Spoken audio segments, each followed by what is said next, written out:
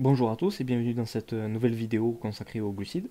Alors déjà, avant de commencer, je tenais à tous vous remercier parce qu'on est bientôt 500 sur la chaîne et j'espère atteindre ce chiffre assez rapidement. Donc merci à tous de me suivre et de me soutenir dans toutes ces vidéos. Donc le sujet du jour, l'index glycémique et la charge glycémique. Alors l'index glycémique, contrairement aux glucides lents et glucides rapides, ce n'est pas une croyance erronée.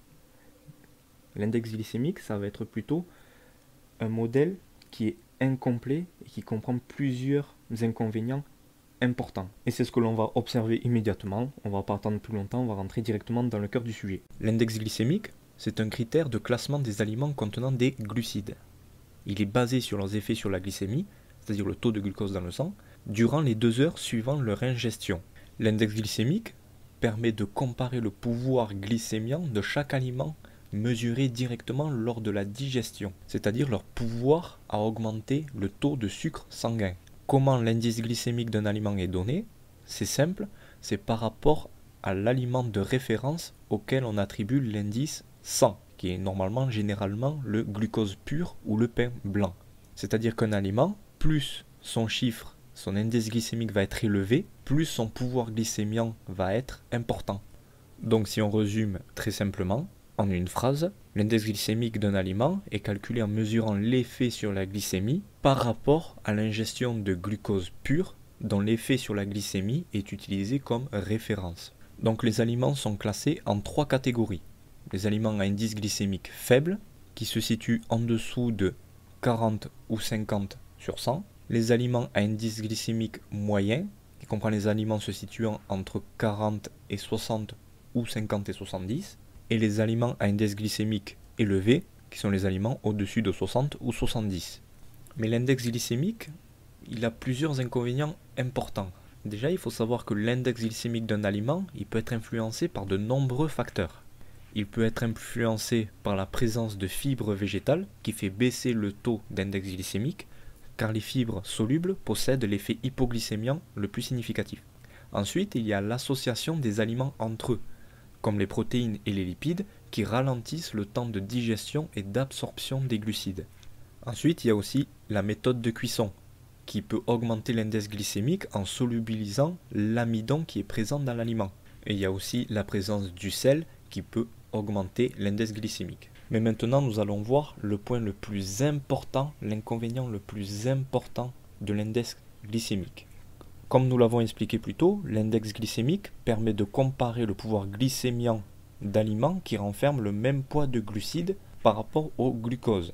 C'est-à-dire qu'on va par exemple comparer les 50 g de glucides d'une pastèque par rapport aux 50 g de glucides d'un glucose pour pouvoir le classifier. Ce qui veut dire, en conclusion, qu'il ne prend pas en compte la quantité de glucides que contient l'aliment, vu qu'il compare seulement les 50 g de glucides de cet aliment par rapport aux 50 g de glucose.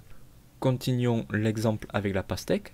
Elle a donc un index glycémique de 75 en comparant les 50 g de glucides d'une pastèque par rapport aux 50 g de glucose. Donc elle a un index glycémique élevé. Mais une pastèque, pour 100 g de pastèque, elle contient seulement 5 g de glucides. C'est-à-dire que pour arriver à 50 g de glucides et observer son impact sur la glycémie, son impact élevé sur la glycémie, il faudrait consommer plus de 700 g de pastèque. Donc finalement, on observe un problème très important, majeur, vu que notre alimentation est basée sur le poids que font les aliments et sur le poids en glucides et en protéines et en lipides que font nos aliments. Et donc pour remédier à tous ces problèmes, pour prendre en compte la proportion de glucides que renferme un aliment, on va utiliser ce qu'on appelle la charge glycémique. Donc pour résumer la charge glycémique, c'est très simple. Elle permet de pallier au problème proposé par l'index glycémique, c'est-à-dire qu'elle permet de mesurer l'influence de la glycémie par rapport aux glucides présents dans l'aliment. Ce qui importe, finalement, c'est la quantité de glucides pour une même quantité qui importe. Le calcul pour classer un aliment, il est très simple. C'est l'index glycémique fois la quantité d'une portion divisée par 100. On classe alors les aliments en 3 catégories. Charge glycémique basse, c'est-à-dire 10 ou moins, les modérés, 11 à 19, et les élevés, 20 ou plus. Et si on reprend l'exemple de la pastèque, qui avait seulement 7 grammes de glucides, il se retrouve avec une charge glycémique de 5, c'est-à-dire une charge glycémique basse. On verra dans une prochaine vidéo l'impact de la glycémie sur notre corps avec la présence d'hormones la régulant comme l'insuline et le glucagon. Voilà, je vous remercie d'avoir suivi cette vidéo. Si elle vous a plu, n'hésitez pas à vous abonner, à laisser un commentaire, à mettre un petit pouce bleu et je vous dis à la prochaine, à très vite pour une prochaine vidéo.